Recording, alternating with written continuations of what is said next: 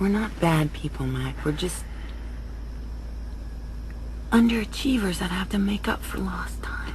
Maybe you can hum the theme song, won't hold it against you if you get parts wrong. While the memory's not too strong, there's a piece of you from a time long gone. So while these fuzzy warm feelings remain, question we ask is still the same. Is it a treasure or just plain lame? Is this still good?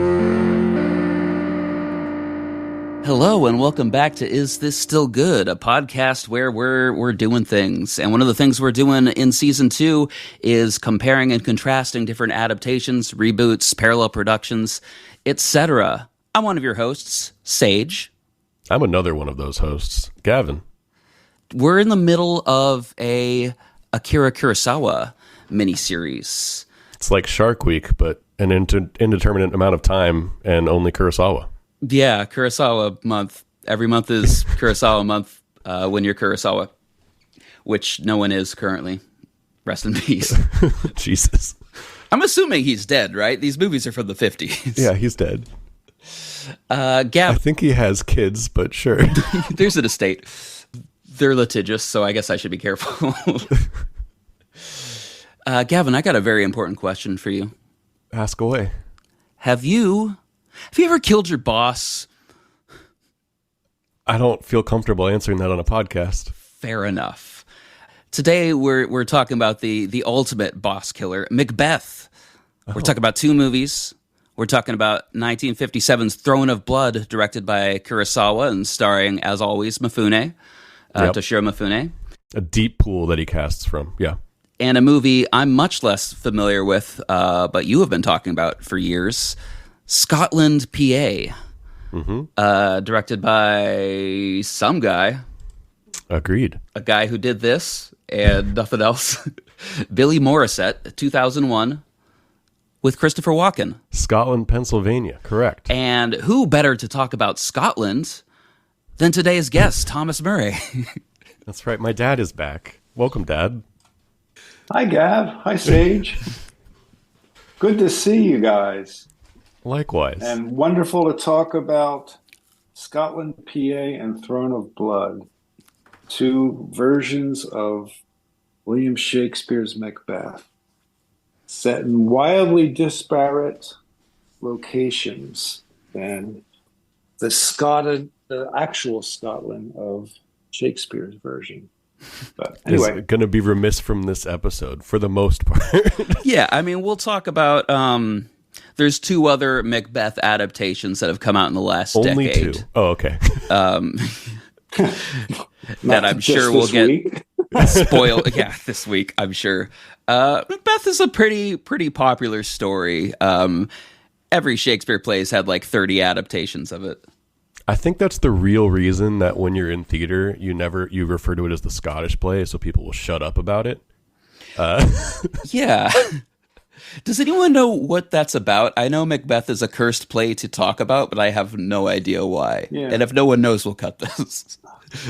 I think it means bad. It's supposed to give you bad luck. I don't know there must be some historical incident, which I don't know either.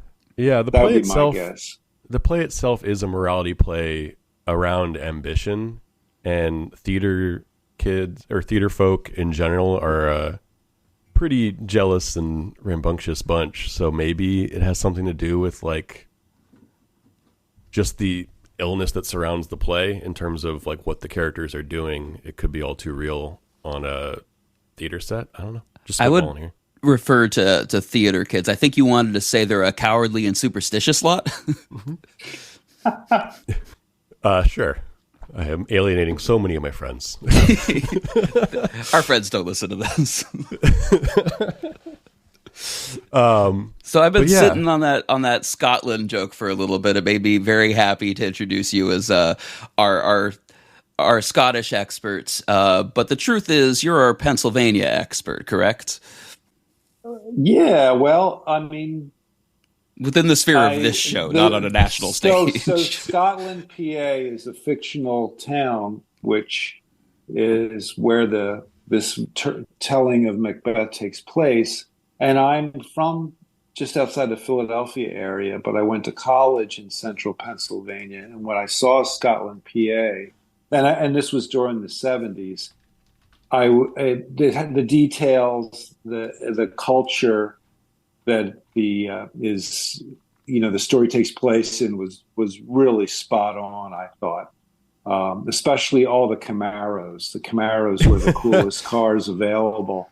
And they overdo it, which is hilarious whenever the whole parking lot is... Every parking lot in this movie is beautiful. Yeah, and filled with Camaros. Yeah, I mean, we'll get to it, but they do... Yeah. There is a plot point the film ends with a Camaro. Like, that is the final moments take place on a Camaro. This all really washed over me. I didn't get how deeply Pennsylvania the Camaro was. Well, and I mean, off camera, Sage, you were telling me that you didn't realize this film wasn't created in the 70s, basically. You thought it was a near future, maybe made in the 80s. And after all, Christopher Walken is ageless. He's just always been very old. So it is hard to tell. My entire life, every time I've heard of this film, I have confused it with Paris, Texas. Which feels fair. I also knew it was set in the 70s, and in my head I'm just like, well, it's probably a 70s film, or like maybe early 80s or something. And obviously, that's the height of Christopher Walken, who I know is in this. That's all I knew. I didn't even know it was a MacBeth tale, even though pretty hard to miss that. This is not one of those adaptations where you go, what? The Lion King's actually Hamlet? The best version of Hamlet, I would say. But... You know what? Thinking about it, I think The Lion King might actually be a closer adaptation of Macbeth, but from Malcolm's perspective.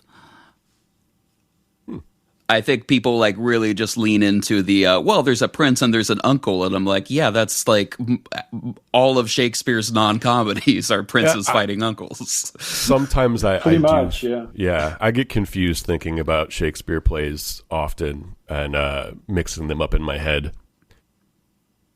Dad, I was going to mention too, you're actually kind of one of the bigger Shakespeare fans. I feel like I know too. Uh-huh. Casual acceptance. Well, you need to get out more. Yeah, let's drive up to Ashland sometime. Make new friends. you need to. Yeah. I have actually. Yeah, I have actually been to the Shakespeare Festival in Ashland. It was a joy. Actually. Really? Yeah, it was really good. I went in. I was a theater kid, barely. I feel like I don't think I get to claim that, but I was in theater most of high school. And one of the things that we did do was road trip up to Ashland and go see a bunch of plays at the Shakespeare Festival. It was great. I was I shared a room with my current brother-in-law. Oh. So we were roommates before him and my sister even started dating. Well, for both your sakes, I hope they had a tall ceiling. Yeah, I didn't know that. That's interesting. Yeah, I love Shakespeare. I mean, I took a class in college in central Pennsylvania, right where the setting of Scotland, PA, and I took a Shakespeare class, and I still have the giant Riverside Shakespeare that has all the plays in it, and I've lugged it around for the rest of my life. And I haven't read all of them, but I've read a lot of them, and there's so many films of it that it's. In fact, the BBC, you can find. I think they filmed all of them. That does make sense. And I think weekend. they did it in the 70s or 80s. So yeah, they're wonderful. Some are better than others, but yeah, I rank every Shakespeare play, Thomas. Yeah. Honestly, if I never have to see another Romeo and Juliet, I'd be okay. But I really like. We're going to jump around in this episode. I really like both of these movies. Spoiler alert. So I have things to say about both of them. But I find it charming that Throne of Blood was actually kind of put pushed back in production because Kurosawa was like, there's too many Macbeths happening right now. He was I'm trying to remember who it was. Orson Welles had one coming out. Oh yeah, Orson Welles had one, and he's like, I'll let that one breathe for a little bit. Probably the only person Kurosawa doesn't want to compete with in theaters. Or from an artistic perspective. Yeah. And I mean, Scotland, PA comes out in 2001, which is probably in the middle of like a whole bunch of, there was so many. A rich wealth of adaptations of Shakespeare plays in the 90s, mostly eschewing the Shakespearean language, which, back to me in theater, every year our school would do one drama and one musical. And I only acted in the musicals because I lack the skill to memorize Shakespearean language and was not going to try. Did they always do Shakespeare? I think Shakespeare? I think we always did. I know we did The Tempest, which I think I played guitar in instead of... and then when the musicals came out, they'd have the actual band come out and do real things. I just noodled off to the side, which was great. I appreciated it. But I remember The Tempest. Eliot did The Crucible as the right. So that's not Shakespeare. Yeah, but also a difficult language to learn, English, and yeah, I actually really appreciated it as a way to get into a lot of these stories. I really have a soft spot for adaptations of Shakespeare that expand on it, and that's why I'm so excited about these two films. Because I think they both do a really good job of transporting this story, which they almost cling to it more than I even think you need to. But they do capture, like, also another thing. Lady Macbeth's my favorite character in this play, and both of them are extremely haunting in these movies. And they are very different takes, but they both are extremely affecting. I mean, I like the witches. And if I could, I would actually like to redo my intro of Macbeth really fast, if you all bear with me for a little bit. Sure. Sure. Double, toil and trouble, 2 Macbeths. Thank you. You're not going to move that forward. That's where that lives in this podcast. No, I don't. Enjoy that. There was all right, Thomas, I'm really curious because two of us obviously... Tom, too, just to give you a quick... What's that? That's okay. You can call me Thomas. Oh, do you want Tom? Fine. Yeah. I'm sorry, you're introduced as Thomas's iPhone on my screen. So that's fine. Thomas or Tom's fine. Hey, Tom. Or your lordship is okay also. Lord Duncan. King of the Forest Castle? Yeah. So two of us obviously grew up in the 90s. Now, you were not a child in the 90s. And I'm curious if you noticed how many frickin' Shakespeare movies there were coming out. Because it's not just... the teen comedies, 10 Things I Hate About You, Get Over It. It's not like the look at what we're doing with these adaptations, like Scotland, PA, or Romeo plus Juliet. Every year from Henry V forward has like a classic adaptation and a modern adaptation, more or less. Henry V, obviously, Kenneth Branagh made a ton of money, got a lot of Oscars, and Hollywood's like, well, people want to see Shakespeare now, so we'll just do that a couple times a year. Everybody is in love with Shakespeare in Love. But was this obvious when it happened? Let's just move past Gavin's joke. that there were more Shakespeares coming out? Yeah, because I never really put it together. Romeo and Juliet was an enormous movie. Whenever I was I in high school? When did that? Was that 67, 66, 67? That was an enormously successful movie. That was, remind me the director of that, if you can. Zeffirelli. I think it was around the mid 60s. Yeah. And that was a really big success. And everybody saw that, and even we watched it in school. Yeah, you would watch it in school. And I think back of like Forbidden Planet being the Tempest in sci-fi. Which I grew up I on. saw. Sage, are you familiar with that movie real quick? It's got a storm, right? I mean, it's got a space storm. It's the introduction of Robbie the Robot. It's the Tempest set in on like a far off planet in space. Oh, it's great. It's classic. It's worth watching. There is a invisible storm monster. It's a riot. It's what great. is this called? Forbidden Planet. Forbidden Planet. Oh, okay. This is the one we've talked about because there was a musical that I saw several times growing up called Return to the Forbidden Planet, which uses all these Shakespeare references and like 60s songs. It's a jukebox musical, but it's also just got like the planet's called Illyria. Is it called Illyria in the movie? Probably. Like from 12th Night? Yeah. Yeah. I want to see that. That sounds great. Yeah, Sorry, well, Dad, I mean, to it's interrupt you got to be in the high school in Alaska. It's worth using my time machine for, is what you're saying. Yeah, you could do that. Do it before you kill Hitler because, maybe it doesn't happen once you kill Hitler. For sure. That should be your priorities. I'm sorry to sidebar you, Dad. But yeah. Oh, I'm just thinking, and there was a really successful Taming of the Shrew with Richard Burton, and Elizabeth Taylor came out in my youth. So it seems to me like Shakespeare it's just always evergreen, always in play, and then it's so adaptable.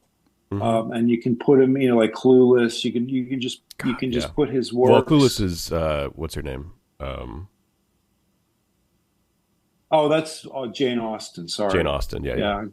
Yeah. Sorry, but anyway, I think that particularly if you have an industry that is so clearly run out of ideas as Hollywood,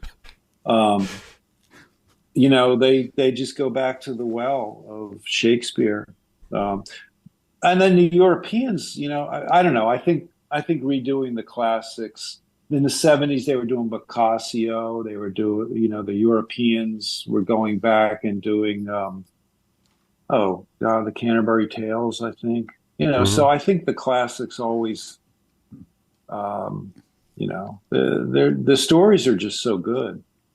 And you look at something like Scotland, both of these movies we're talking about today don't really use Shakespeare's language, which was one of the main reasons why we still take it so seriously. The plots are okay, but it's the language that really although I know it's not your favorite part of it, but but I do agree with that. I think that in general the plots are fine. You have to accept a lot of very silly things happening, and I think that his language and the focus on the wordplay allows you to look past, this person puts on drag and everyone assumes that they're who they say they are.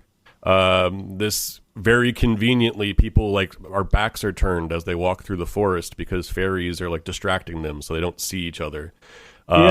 This lady tells you the future and you say, sure, I'll kill people over what some strange person in the woods told me. I'll do an escalating series of murders, Bog Witch. And his language gives you these psychological insights into the characters, which is, so you feel like Lady Macbeth. We've all met Lady Macbeths and Macbeth himself in our lives and seen that play out. Fortunately, hopefully you don't marry them, but yeah, like you were saying, Lady Macbeth is, and that's interesting in and of itself, that she really drives that play.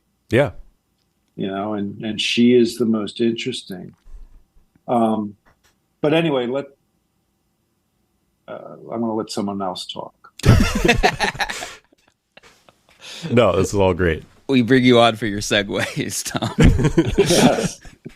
Yes. Should we go ahead and recount the story of Macbeth real quick? I think that makes the most sense. Throne of Blood's a pretty faithful adaptation, and then we could just talk about like the differences that Scotland makes. I'm out of my element, even though I've watched 3 Macbeth movies this week. I can give it a shot. I'm gonna get lost too. Right. Get lost in the woods. See what happens. Yeah, basically, you got your Macbeth, your Lady Macbeth. They're married. They're ambitious. They're not quite. They're up there already. They're doing okay. One day, Macbeth and maybe a friend of his, depending on the adaptation, come across a witch or spirit or a bunch of hippies, and they just tell do him, Macbeth. Don't do all of them at once, please. The witches or witch, depending. Tell him that he's destined to take the throne. Freaks him out, spooks him. He's not someone who's usually one to be such an active participant in his own fate. But now he's kind of being handed a segue directly to power. He tells his wife about it. She says, "This is great. Let's do it." And he's like, "Whoa, what do you mean?" And he murders the king. I'm already lost. Becomes king. And then because the witch also told him that he won't remain in power, he gets extremely paranoid, and his paranoia undoes him slowly as what she told him does come to pass. Yeah. And he has to murder more people to cover up his crimes. He ends up killing his friend. He ends up killing the family of another like vassal who is very suspicious of him. Yeah, Dad, you seem offended by my. This is even by our standards. This terrible is an especially summary. Bad one. I'm just listening. So, I would add that Please. Macbeth is so. Macbeth is returning as a war hero. Mm-hmm. So, and that's true in both. That's in Throne of Blood. He's returning from an actual engagement. Remember, in the beginning, the opening scenes of Throne of Blood has can't remember the king's name, but he's back at the major palace. Yeah, and there's battles going on, and he's being threatened. And he gets word that the Macbeth character and, let's say, the Banquo character have both been successful. So they're returning from the battle, going back to the castle, where they encounter the witches. And in Scotland, PA. So can I drop so in Throne of Blood, it's feudal Japan. Yeah. Scotland, PA, it's 70s Pennsylvania. And rather than a castle, it's let's just describe it at this point as a roadside diner. A White Castle, if you will. Yeah. Yeah, and the head of the diner is the king. And the battle is pretty funny. So there's, it's these rowdies come in after a football game, which the owner of the diner's one son has very reluctantly taken part in, and the other one has just come by, who's kind of the Malcolm, kind of the jerky one. So these kids start getting rowdy in the restaurant, and the Macbeth character leaps the counter and throws them out, much to the applause of the patrons. And that's his war hero moment. He's a war hero. Yeah. I didn't quite put that together. That scene kind of seemed out of place in the movie. That's a nod to his role in Macbeth. He's a commander. He's a war hero. Yeah. So when he returns, so the king in Macbeth sees him as a great ally, and someone who's he can trust. Yeah. I love all the little turns in, and watching it this time, I was trying to look for them a little bit more. But Scotland, PA, part of the magic of it is that I do mostly lose the through line, aside from when the witches show up. I'm able to kind of take it on its own merit, and nothing seems out of place in a way that I would argue Shakespeare feels out of place at times within its own world, because it is asking you to accept a lot. But the world is totally transformed into the 70s in Pennsylvania at a burger joint in the birth of the drive-thru, which is such a fascinating pivotal point in, I would argue, history. It's also not accurate. Doesn't need to be. That was really bothering me, the idea that it's like 1971 and someone comes up with the idea for a drive-thru. I'm just like, look, I know the internet's not around. I know like information gets shared slower, but like we've had drive-thrus since 1948. Right. Yeah. In and out, right down the street. Yeah. That's a good point. Yeah. I mean, never mind. I retract all glowing words. It's me being a stickler, but it is like. But if they sent it in the 40s, the soundtrack would not be as cool. You wouldn't have Bad Company. Yeah. You wouldn't have all that average rock. You'd have more war heroes. Yeah, right. Well, you would have, but they'd be from a real war, not just like kicking a couple rowdies out because they were starting a food fight. Oh, thank God. I thought you were going to say Vietnam. Yeah. No, the food fight thing was one of the great parts of it. So anyway, so I'll let you guys get back to our very cohesive and pointed podcast about Shakespeare adaptations. Yeah, I don't know. Let's switch back to Kurosawa for a moment and talk about this time and place. So we recently, or didn't, depending on when these episodes are released. I like the idea that all of these are have moments where we talk about, we don't know what order these are coming out in. So here's that moment for this one. We did cover Yojimbo, maybe. And this was kind of being created in the same bunch and was going to be directed by Ishiro Honda of Godzilla fame. When Toho found out how much this film was going to cost, they're like, that guy only deals with people in rubber suits, so maybe he's not a good pick for MacBeth.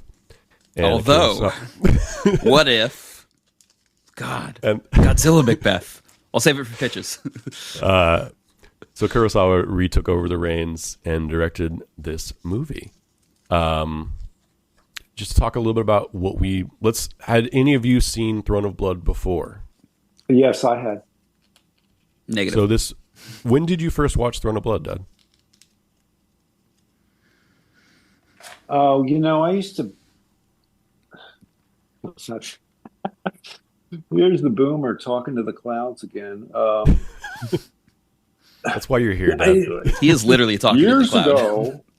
Years ago, right? Yeah, there used to be these movie theaters, rep houses, where you could go see movies, and movies were like rock music to me. They were like something really worth paying attention to, and so I probably saw it along with maybe Seven Samurai, or I would go to the theater if they were showing Kurosawa. And he was somebody, I mean, I haven't seen everything he did, but I've seen most of them. And this was one of the ones I saw. I probably saw it at the Castro or the Times Theater, probably in a double feature with something else. Yeah, so I don't know exactly Kurosawa when. Retrospective, yeah. Yeah, something like that. Yeah, I used to go to the movies a lot. Yeah. And thankfully, shout out to rep houses. Please go support your local theater that's putting on stuff that's not just the mainstream stuff that lasts for like 2 weeks. Even though it's even harder to get out for a one-day screening, but like go catch cool shit. Yeah, I hadn't seen this one before, but I have I've probably seen some Kurosawa in a theater now to think about it in a similar vein. The Castro Theater was really, really good at programming that kind of thing and having a lot of cool stuff to see. Whereas, and like, I know that they've changed hands and aren't doing the same type of, what's that word? They aren't doing the same kind of programming that they once were. But that was a really cool space and time where, like, I may not have gone out for the Noir Fest that happened every year, but the fact that you could see so many noir films, or like a lot of them, they would organize around composers. So you'd see all these like interesting. That's cool. Yeah, I remember going and seeing with my dad. We went and caught a triple feature that was like The Seventh Voyage of Sinbad, Mysterious Island, and some third. Oh, the Ray Harryhausen. Yeah, but it wasn't a Harryhausen. Even though they were all Harryhausen films, it was organized around his composer and specifically to honor his contribution to those films, which I thought was really cool. I was there for Harryhausen, but it was cool to have another thread to connect them all. And you could do some really cool screenings based around composers. Yeah. Just get wildly different films. You could do, if you did a Hans Zimmer, you could do like a Pirates of the Caribbean and The Lion King. Yeah, it's really cool looking at the thread lines. And Kurosawa definitely is someone who, like, you can look at his career and the way that he's covered things as, what we're doing now. But it's fascinating to see what got him out of his chair to go direct movies, because it almost kind of seems like he didn't want to at times. I think Throne of Blood was, speaking of movie, I think Throne of Blood was pretty much all percussion. And almost like a xylophone sort of sound, And a lot of like heavy, what's that word? Sage, help us out. Who does sound in post, recreating sound effects? Foley, yeah, Foley artist. I'm gonna disagree. I'll push up. I was gonna do a sound corner later. I think the sound design in this movie is so bare bones and minimalist, but not in a good way, because it does draw. I didn't say it was good. Yeah, I actually I had a huge problem focusing on this movie, a lot of it, because it just felt so empty. Like, the one thing you hear through the whole movie is Lady Macbeth. I'm definitely not going to remember any of the characters' names in Throne of Blood. I'm just going to call them by their Macbeth names. Yeah, which in Scotland, PA is easy because they actually are they all just have their kind of names. named the same. Yeah, it's just Macbeth, Macduff, and Duncan, and it's great. Yeah, Banconi. Duncan's the king.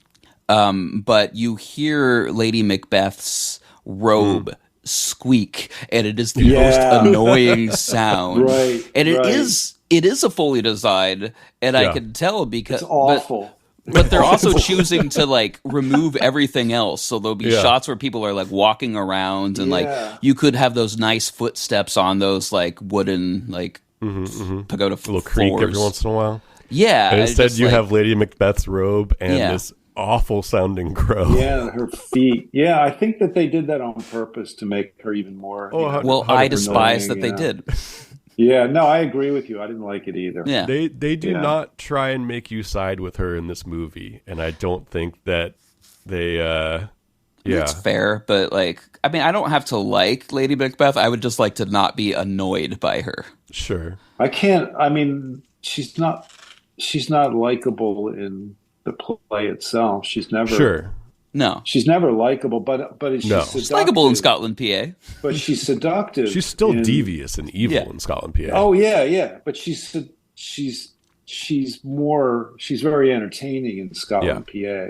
And she's just weird and bizarre. She's unsettling I would say, in Throne of Blood, which did work for me. I do I looked at some reviews online, and some people were complaining about how she doesn't move. And that is a choice that kind of really worked for me. When you first see her, it's Toshiro Mifune just skating around the room, freaking out and staring into every corner like there's a ghost there. And then you look at her and she hasn't moved. Her eyes are not following him. She's just speaking in these low tones. He's he's like a Fleischer cartoon character from Yeah. Popeye or something, and then she's just this mysterious, almost like a statue. Yeah. She Um, feels like a ghost from the very beginning. yeah, And it's kind and of she's very similar to the ghost that you see in the that he encounters in they yeah. encounter in the forest. Yeah, Yeah. I watching this movie, it is kind of funny because Toshiro Mifune is like a very talented actor, and we've just seen him in like a lot of his other pictures. He's smiling all the time. He's kind of having a good time. And in yeah, this movie, he has a permanent scowl for like the right. first 3/4 of this movie. Yeah. And then he goes full mad. Yeah, he just turns into a madman and won't stop smiling as the walls close in on him. It's weird to think about Macbeth in this way because obviously the timelines are off, but I got big Edgar Allan Poe vibes from Macbeth.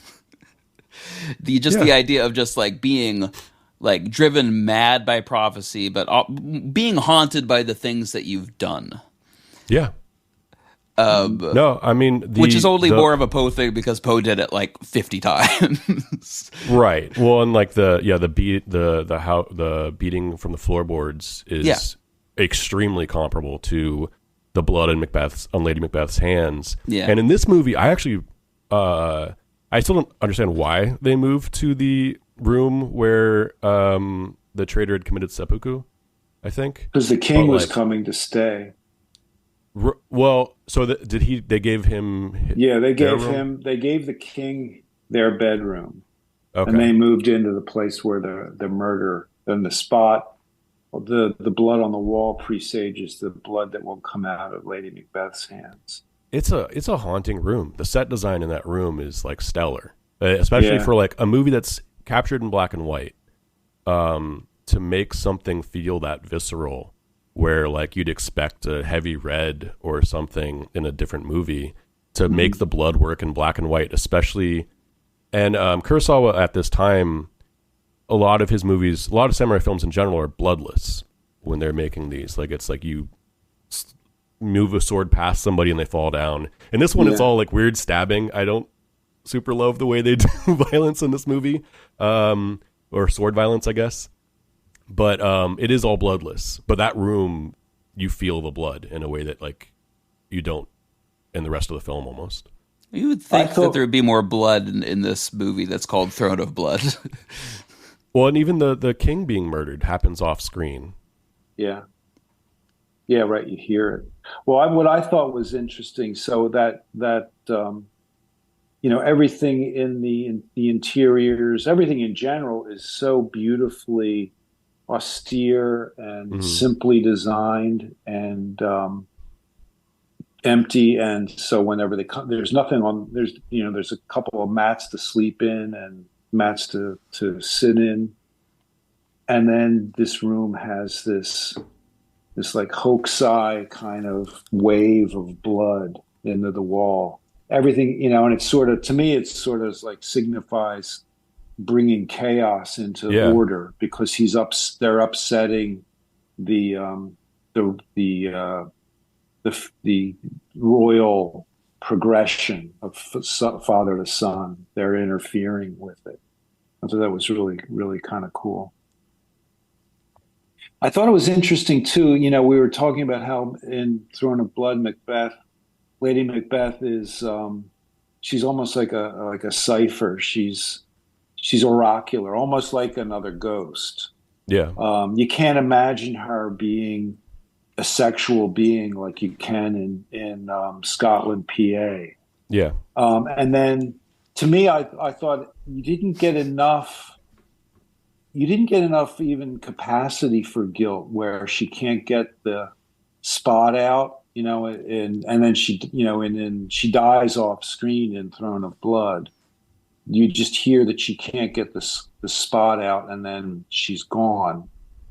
And I thought that was like, you don't get it. Like there's no hint that she would be upset by anything. I almost thought she died during childbirth because we don't see her for a minute before that. Oh, that's right. That's what I thought. I can't recall. That's an interesting point because she has a miscarriage. And I don't recall that from Macbeth, and it's not a part of Scotland, PA. So I wonder if that's something that they introduced to kind of reinforce the. Yeah, I think that was one of the few like real adaptation choices, because most of Throne of Blood is just like, we put Macbeth in Japan. Here's Macbeth in Japan. Yeah. Well, and that, I think Kurosawa specifically said that the time period that Macbeth takes place in is specifically very analogous to the history of feudal Japan, and that he's like, yeah, that makes sense. Yeah, that felt right. He's like, hey, this is a cop out. I guess to make an easy movie. Well, I was just thinking, I mean, the stillbirth or the miscarriage is a plot aspect, a plot point, I guess, that I don't recall from Macbeth. Do you guys, either of you guys, was that part of the play? I'm trying to remember specifically. Sage, you've mentioned that we are free to bring up other Macbeths. Encouraged even. But like, I don't remember either the Cohen or the Justin Kurzel one having that plot. In the Cohen's one, she's I mean, specifically, she's cast as Frances McDormand, who is an older woman who she's past the point in her life where she can give birth. And that, I believe, is mentioned. And I know I've watched interviews with Frances McDormand where she mentioned she'd played Macbeth several times throughout her career. And each time felt very different based on where she was age-wise, just as a human. And so this most recent one, the fact that she could not bear an heir did play in specifically into the way that they did the play. And so that is different. I'd have to look at it, because I don't remember it from the play. And I mean, I believe that she could convince Macbeth to want to murder his buddy and not have his son take over without. But that is an interesting moment where it just kind of cements the deal. It's like she announces that she's pregnant, and then we move on because we've accepted that he is going to kill his friend. Yeah. Sure is. I'm going to take him out hunting.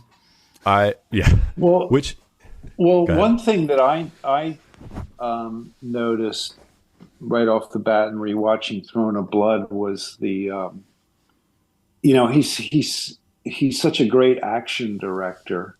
The horses galloping in the battle scenes from other movies. And then I noticed in this one, here's that scene where they're riding through the forest. There's that long period where they're trying to find the castle, and they're lost in a maze. And then all the you're seeing through this thicket of branches, and it's almost these abstractions. And I'm thinking, he's using a kind of a web-like sort of metaphor here. And then when they encounter the witch, she's in like a web-like structure that really has no point. I mean, there's, it's this pointless hut that is almost transparent. And then I thought it was kind of using a loom, literally weaving. A real spider web castle, if you will. Yeah. Well, and that what was I found kind of interesting, at least in the captions on what I watched of Throne of Blood, like 3/4 of the way through, the castle is called the Spider Castle. I don't know if it was, and it hadn't been called that previously. So that's an alternate title for this. Like, it was also released as, I believe, Spider Web Castle, which was the reference I was making.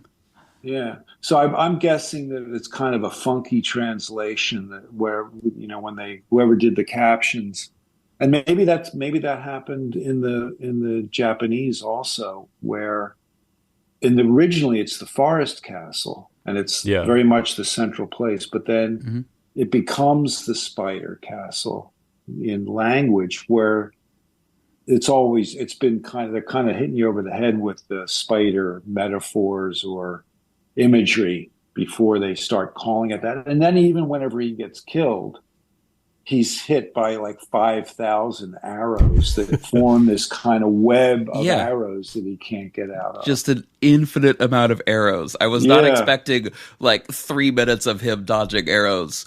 I also looked up how they did that. They just fucking shot arrows at him, man. It's not a terrifying. special effect. Yeah.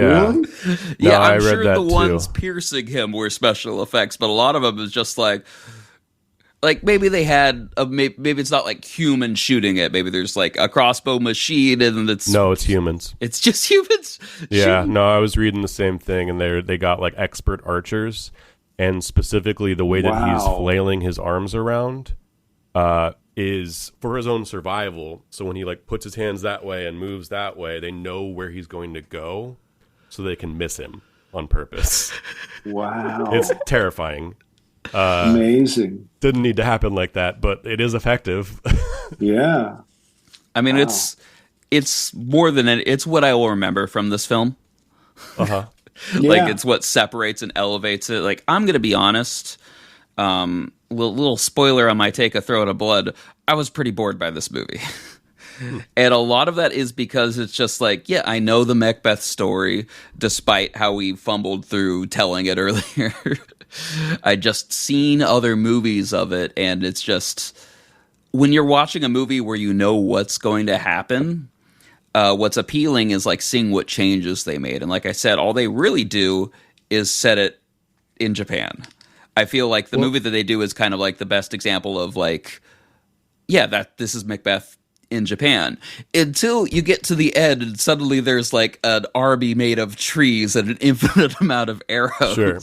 I mean, I will say like Macbeth and stories with prophecies in general can be a little tougher because they tell you what's going to happen. Like that's never, as much as they might struggle against fate, like what we are watching is fate.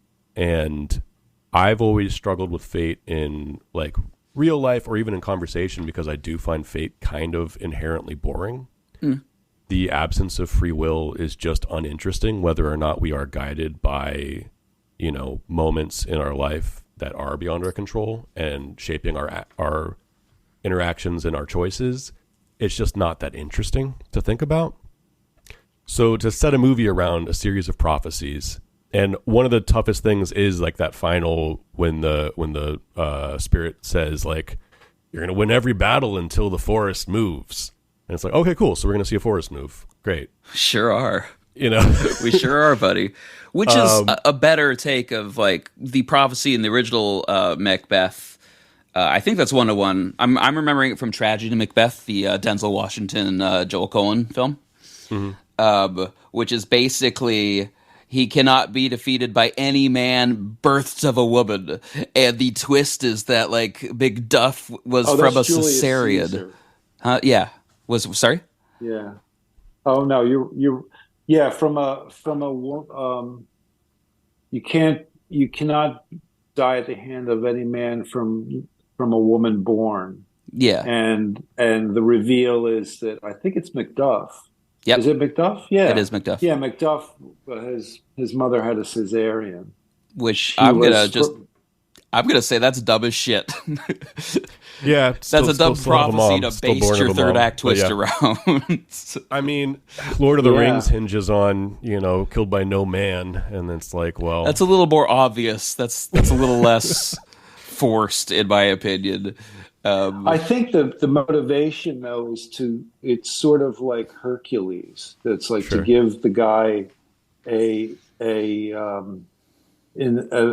his mind he's invincible, and in the audience's mind, that somehow that it's he's going to be defeated, but there's I don't know. It makes it a little poetic, I guess. At least for the groundlings. I'm ready to switch gears and talk a little bit about Scotland, PA. All right, let's do it.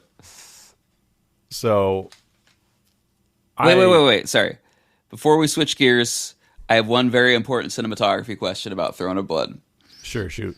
How much of the cost and budget of this movie do you think is just based around waiting for fog?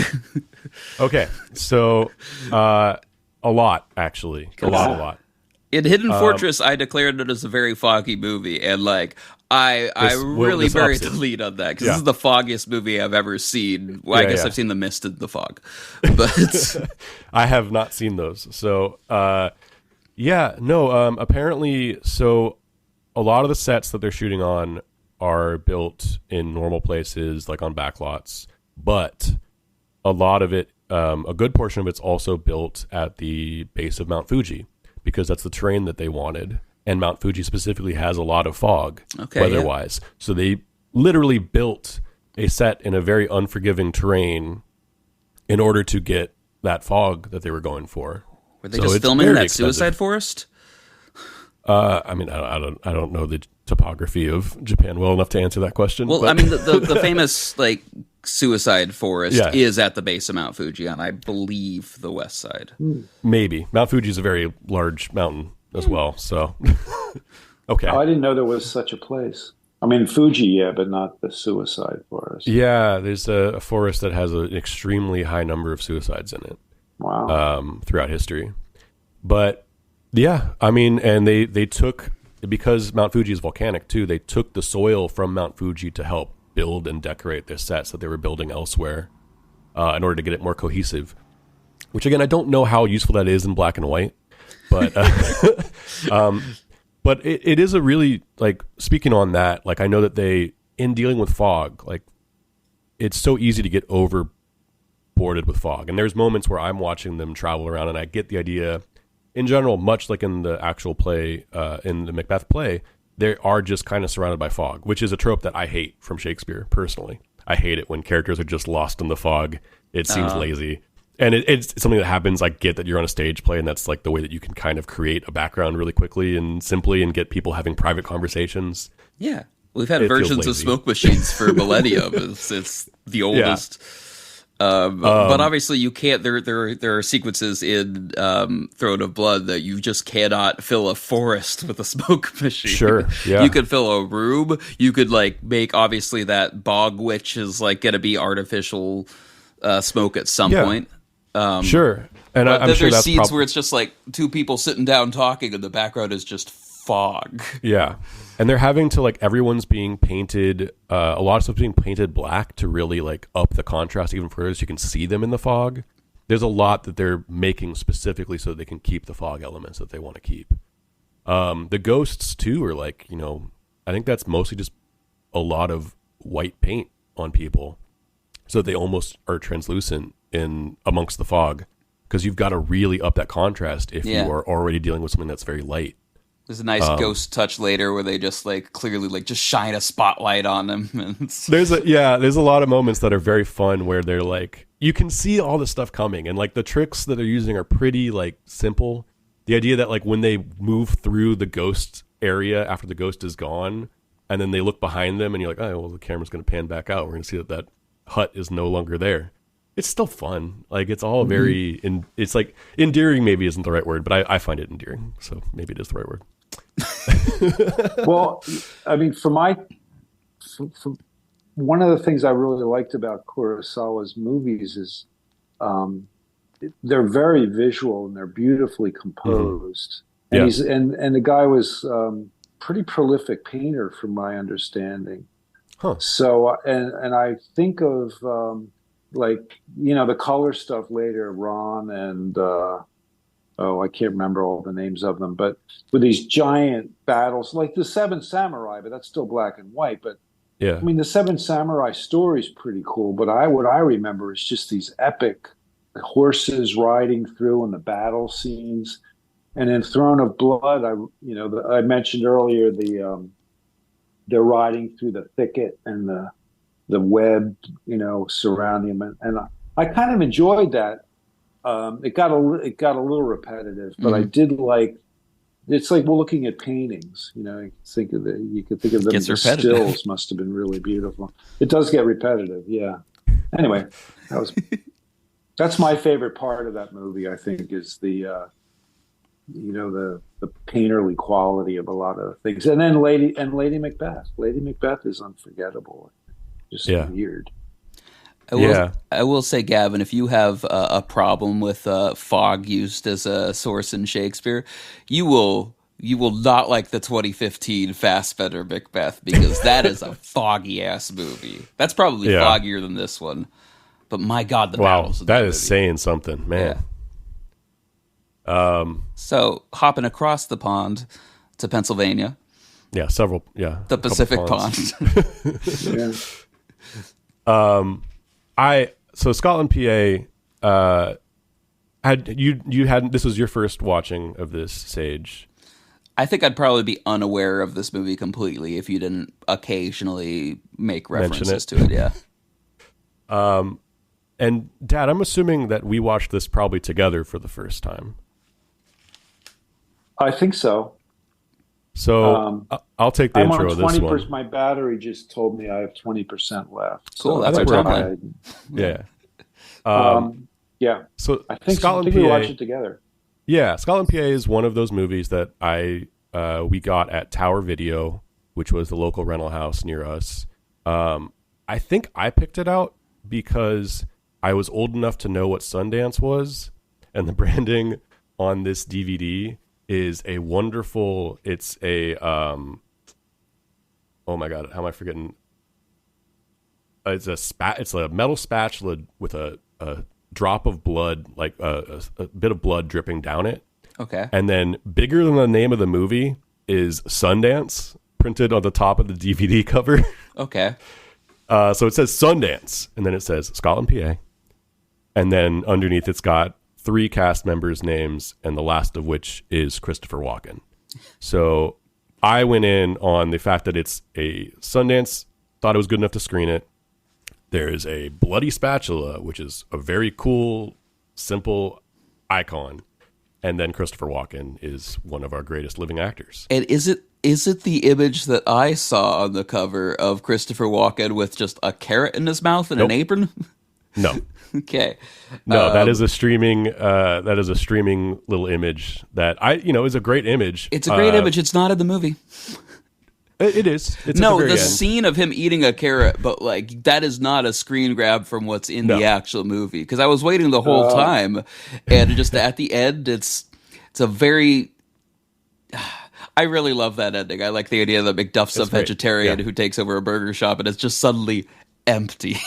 Just Yeah. no one gives a shit about a garden burger drive-through in 1971, and he's just out there eating a carrot. But he doesn't hold the carrot in his mouth with a little burger cat like that. That screenshot, it's not a screenshot from the movie. Fair Kind of enough. bothered me. Okay. No, honestly, you don't see a close-up image of a bloody spatula in the film either. But I No, would it argue would that be a bloody it does, frying pan.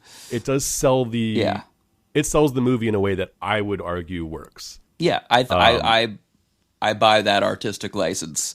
Yeah, there are times when I feel cheated by DVD covers, and this was not one of those. So based on that, I went in.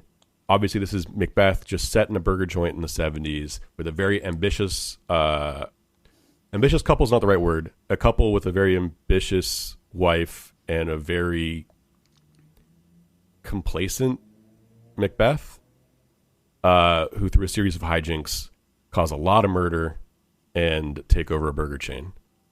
And the tone of this is it's so fun. I was talking to a friend of mine who'd recently tried rewatching this, and he didn't really like it on the most recent viewing. Mm-hmm. But for me, the magic of it just like stays. The world is so lovely. The soundtrack is all these beautiful, like, of their time. Like, they're the kind of rock songs that don't work outside of their time. It's not timeless like the way Led Zeppelin can become, or like some of the icons of that era. These are songs that sound like what the radio would sound like at the time. Yeah, this like, movie had a hell of a music supervision budget. Yeah. Well, but they're also, I mean, yes, and like, where do you hear these songs outside of it? I mean, Bad Company was a hit, sure. Yeah. But well, I mean, maybe the metric I'm putting it at is just like I had heard every song in this movie before. Like, it wasn't any like even like those James Gunn films drawing from like 70s, 80s, and 90s. He'll find things that are just like I've never heard this song before. That's the way I felt about these. But Okay. Dad, can you speak to how many of these were hits, if at all? Well, Bad Company. So was that guy's name? Paul Rogers, who was the singer for Free. So this great British rock singer. but he was the great British rock singer, always relegated to like the B list of rock bands.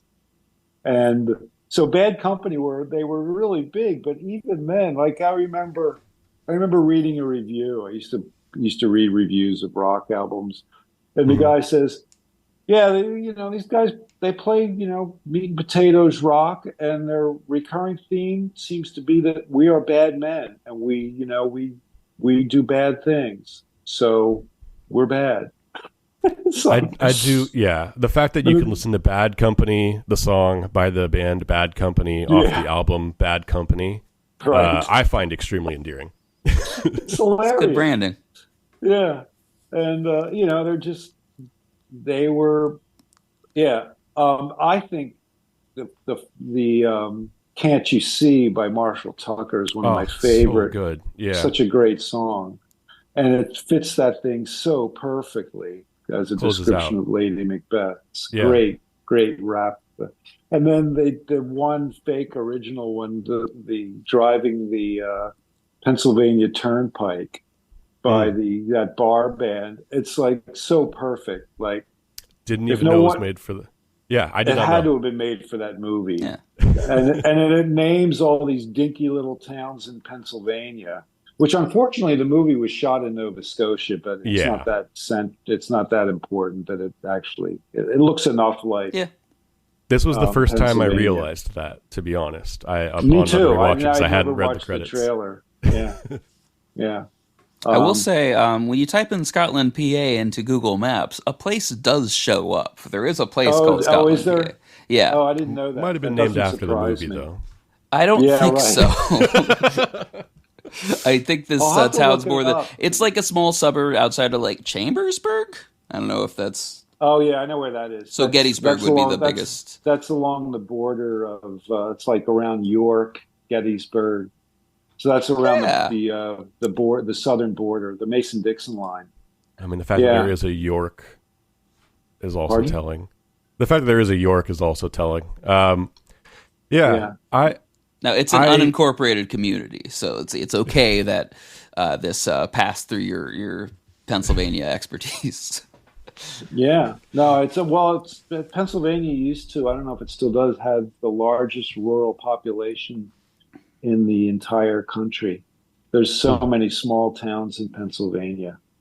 And it really captured like whenever they come out for the grand opening, which goes terribly wrong, Yeah. for the ceremony, that looked very Pennsylvania, at least Which for I- that era.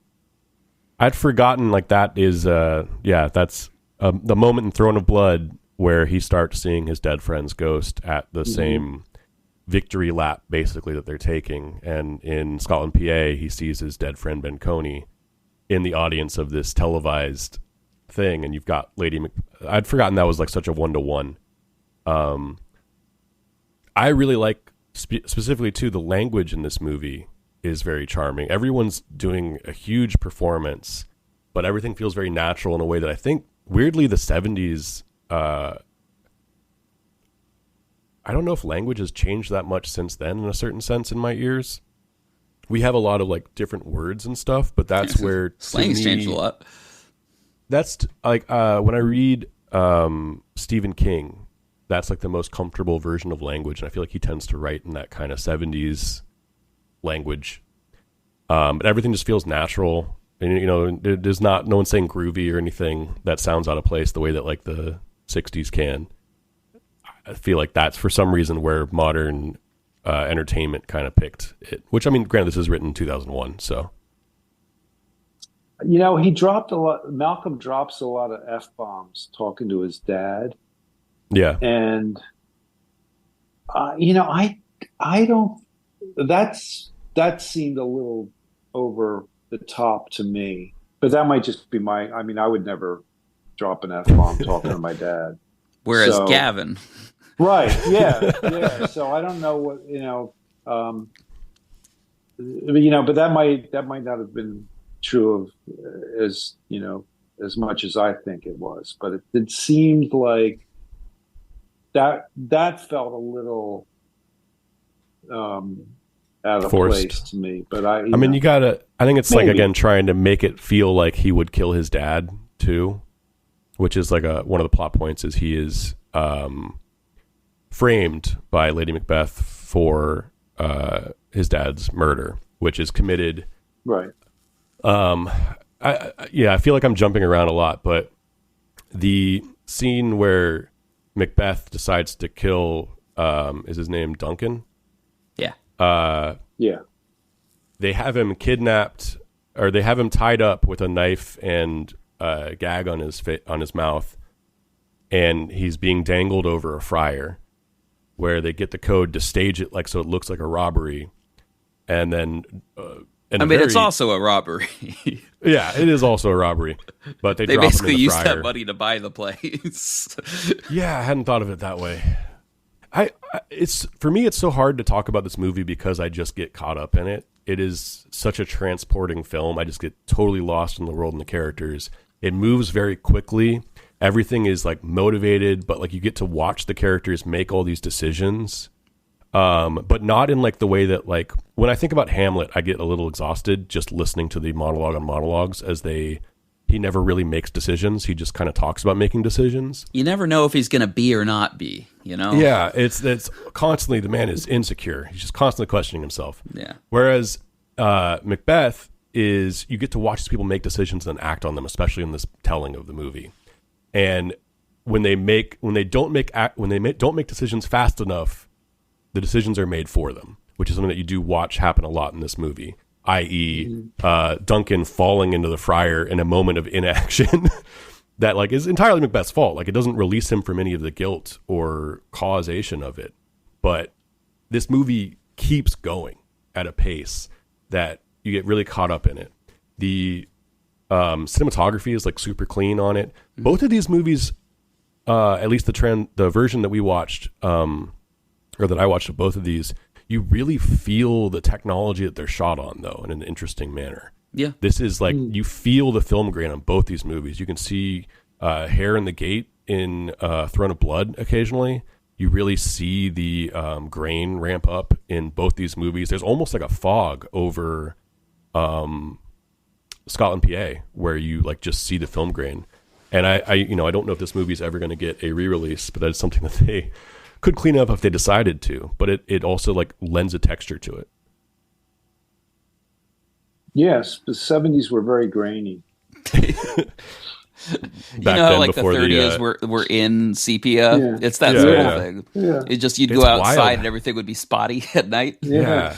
I can't believe like halfway through Wizard of Oz when they were shooting that, the world hit color. Well, that's a good thing that they shot it in chronological order. Well, my favorite line of Scotland, PA, to go back to the whole language thing, was where Lady Macbeth says to Macbeth, trying to convince him to do this. She says, "We're not bad people. We're just underachievers, and we need to catch up."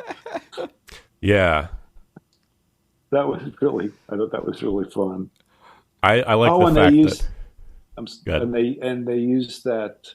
I liked whenever the witches were kind of teasing him, and they were quoting a Loggins and Messina song, which I hated, which was totally so popular when I was in college, called "Even Though We Ain't Got Money, I'm So in Love with You, Honey."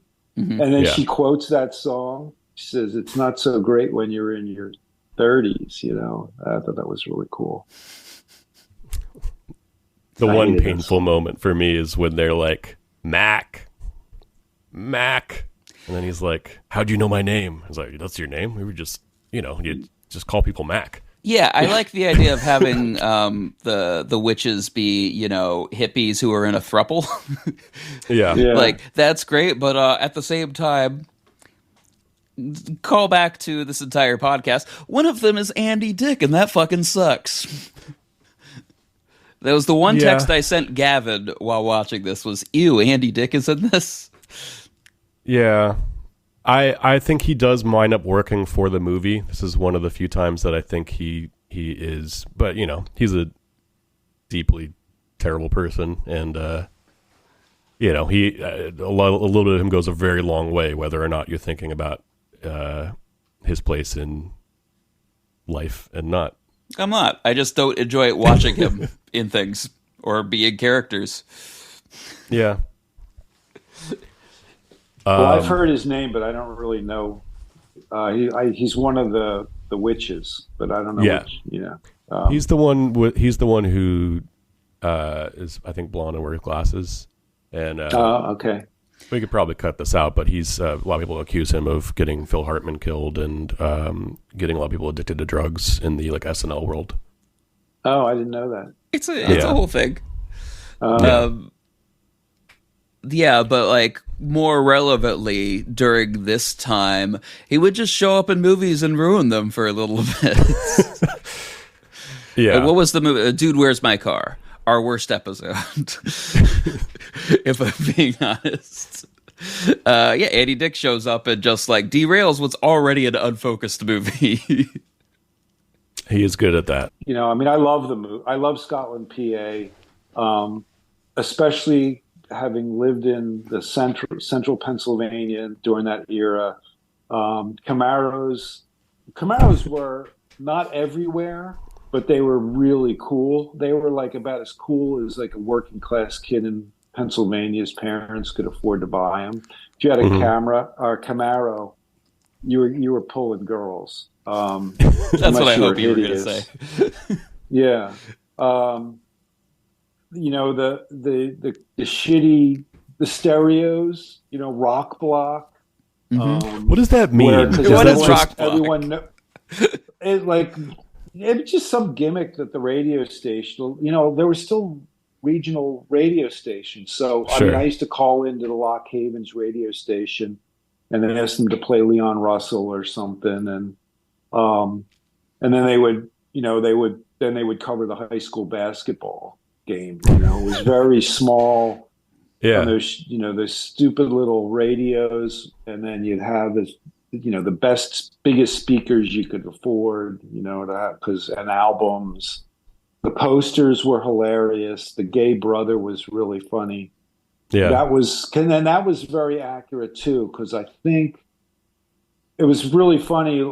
Like David Bowie hits at about 70, let's say 75 or so. He reaches this Lock Haven, Pennsylvania, and all of a sudden, all these dudes are gay.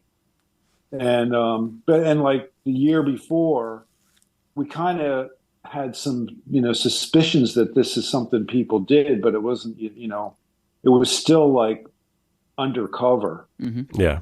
And then so that brother character was pretty funny. Yeah. I liked how they handled that. Yeah, it was great. It was perfect for that era too. And you know, it was like somebody turned on a light, you know, and it's like you went into the apartment. Anyway, no, that's not the big. Yeah, no, I really like other people's reactions to it are pretty much like, yeah, whatever, we're just not going to talk about it. Like, it seems like it's acceptable as long as we don't address it. That's like, there's a great moment where Christopher Walken, like, obviously, he's a lieutenant, he's the only real competent person in this movie. He clocks it immediately, and he's just like, okay. Yeah. Well, I mean, it's not even a comment. Like, he's like asking him, trying to ask him questions about his brother's relationship with his dad. Yeah. And he's like, I don't see how that's any of your business. And it's like, right. Oh, and the hugging thing was pretty funny too. oh God, yeah, that's a great bit. That was great. Yeah, where the owner of When a Tan Loves a Woman, Right, so good. tanning salon, is caught cheating on his wife, and the detective's like, I don't care about that. I'm trying to solve a murder. Yeah. And he hugs him, breaking down. He's just like, I can't believe you're covering for me. He's like, dude, I'm just trying to solve a murder. I do not care about your problems.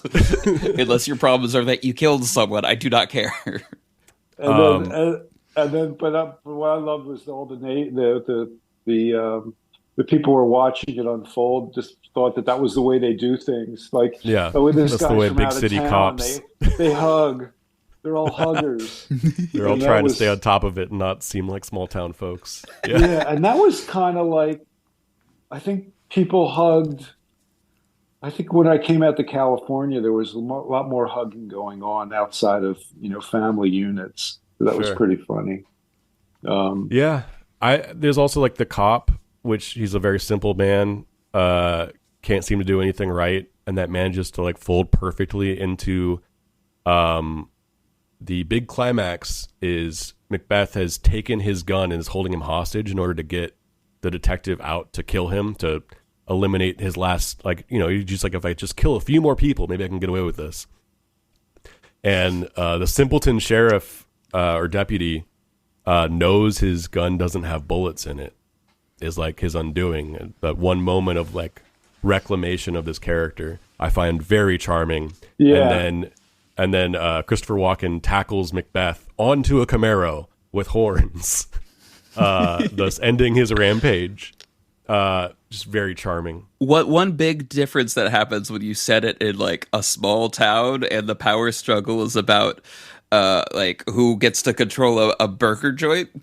Mm-hmm. The crimes in Macbeth, you can only get away with them if you get to be king.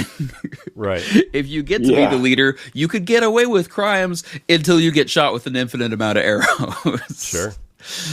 They're always saying that, yeah. Macbeth has like a higher power level than Macduff, who has to go out to like, the king of Norway and find assistance and like come back.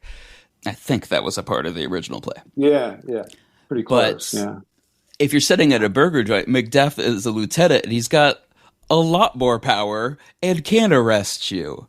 This isn't necessarily a problem because like one of these is a comedy and one of these is a tragedy, like a black comedy. But it is just interesting to think about, especially as like that's kind of a thing going on in our modern politics. Maybe if you get to be or stay president, you don't get charged with crimes. Maybe that's like a strategy in some ways. Maybe we're all living in a Macbeth.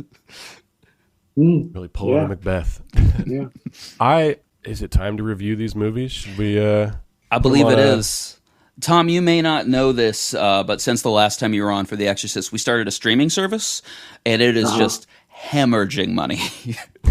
So we've got both of these on our streaming services, and we need to purge one of them. We can only keep one of these Macbeth adaptations. So hopefully you can help us figure out which one to keep. Now, I will say we will also review these are they still good? Are they better as a memory? Or should we pump them full of arrows and dump them on a Camaro from a great height? Yeah, should we drop them in an air fryer and then commit a series of escalating murders to cover them up? Yeah. I'll go first real quick just because I'm so blindsided by my personal love for Scotland, PA, that there just wasn't a chance. I think Throne of Blood is great. I think both these movies are still good and absolutely worth watching. But if we can only keep one, I'm gonna even though Scotland, PA may not have the audience that Throne of Blood might have, I'm just hoping that our audience in streaming world can find it, and I'm keeping Scotland, PA. Okay. Let's just combine them. Are they both still good for you? Or? Oh, yeah. No, I said they're both still good. All I think they're both absolutely worth watching. But Scotland, PA is just such a personally... it's like a perfect movie to me. I really... I can't say enough good things about it. The characters are all just like wonderful. The performances are all incredible. And for like a movie that it very much feels like an indie film, it pulls off a level of competence that like sometimes is missing from indie films that I think it does a really strong job of completing. It's a shame the writer-director just didn't do anything else. Doesn't mean he didn't try to do anything else, but he's got no... That was it, huh? Well, I think he had a really hard time. I remember reading, I think, an interview with him, and it's just that he had a really hard time directing. It was really difficult. And I think he's an actor. Job. Yes. Yeah. And all of his other credits are acting. And he's just like, I don't really want to direct again. I'm very happy acting, and I would rather do that. Well, it'd been nice to see him write something for someone else then. Because he also, He's not a bad person. He's just an underachiever, but doesn't really care to catch up. Man, if all I did in my credited life was write and direct a Shakespeare adaptation, like I'd be good. Hopefully that doesn't make me an underachiever. No, this guy, he gave a story by credit to Shakespeare. I don't know if Kurosawa did the same, but I think that was kind of cute that, like, you see Shakespeare's name still in the opening credits, even though Yes. they didn't use Story any by language. William Shakespeare. Story by William Shakespeare. I wish they'd done Story by Billy Shakespeare. Billy S. Mick Shakespeare. I think that's what they do in Get Over It. There's a couple Bill Shakespeare jokes. Yeah. All right. Where are you guys putting these? We keeping them? What are we keeping? Yeah. Tom, you go first, just in case you drop out. I don't want. You've given me a lot to chew on. Mm-hmm. I'm with Gavin. I love Scotland, PA, and I admire Throne of Blood, but I feel like, Seven Samurai is more of what Throne of Blood aspires to be, I think. And so I like them both. Throne of Blood would be like for a Kurosawa completist, but Scotland, PA is a universe unto itself. Okay, something like that. So that's a still good on Scotland, PA, and where did the Throne of Blood? Is that still good or better as a memory? Still good, but Scotland, PA is That's what we're keeping on the streaming service. Okay. Yeah. Yeah, so I don't know if I could defend this position, but the Throne of Blood just bores me until I get to the ends. It just like washes over me as this is the movie I expect it to be. I don't know. I've got a thing where if a movie makes me wish that I was watching the play version of it, that it's not a good movie. And that's true whether or not it's adapted from a play. Like, there's so many like two-handers and small movies that are phenomenal to watch and engaging, and then there's plenty that aren't. I'm just like, I bet this would have worked better as a play. That is kind of how I feel about Throne of Blood. The ending of it's so phenomenal and iconic that I'll remember it fondly, but I'm going to give it a better as a memory. Okay. I'm going to keep Scotland, PA. Even though I don't think I like it as much as either of you. I think it's got some weird tonal problems that are... So they make interesting and unique enough characters. I love Lady Macbeth in this. I love that there's an even clearer arc in Macbeth, whereas, he's kind of a passive character in the play, but it even says in the like the IMDb descriptions, just an unambitious burger manager. And just like that... unambitious is so key to this. Yeah. But he's also like, if his wife suggests killing someone, he'll do it. It's just, I don't know. And he does, like, to just echo that, because we didn't talk about it too much, he starts acting on his own. And that is like a big change, is when she's like, you gotta tell me what you're doing. So there's a good arc in it. If we're going to be killing a lot of people, I gotta know about it at least so I can... Yeah, just run this past me. The characters are well defined enough and kind of making their own choices. At a certain point, it becomes weird that they're just doing what Macbeth does, like the play. Like there are things in the script that are just like, this would only happen in this movie because it's an adaptation of Macbeth, which I can accept. I don't necessarily hold it against, but like there's times in the back half of the movie that I'm just like, these are weird choices that are just coming from the source material. And maybe I would have liked it more if it had diverted a bit more. That said, still good. Keeping that movie. I really wanted to recommend 10 Things I Hate About You, because I don't think that movie gets talked about enough, which is a very solid adaptation of Taming of the Shrew. I still haven't seen that. I'll check it out. It's very delightful. It's very charming. Yeah. It's like a late 90s like teen rom-com. But it's definitely elevated a lot from everything else I'm thinking I thought that was a new movie. It's 99. Oh, wow. Yeah. The latest of the 90s. The golden period of Shakespeare remakes. I mean, I would recommend... I don't know if everyone has seen Scotland, PA, but... You're going to recommend the movie that we're reviewing? Scotland, PA is worth watching. Give it a chance. And also, I still think the best like traditional version of Macbeth that I've seen is the 2015 Justin Kurzel, Michael Fassbender one, which goes the other route. It's just hyper colorful. especially compared to, a famous version of black and Macbeth that white. came out a few years ago is like black and white, like big, like definitely feels like it's on a stage because they're building like a lot of these locations. And I think it works for that movie, but I definitely want to see the one that's actually just like, no, we're going to murder each other in the Scottish Highlands, and it's going to be way more colorful than anything you've ever seen in Scotland. Like, we're going to put blood on fields. Well, I recommend reading the play. It's not very long. It's like, it's short. And I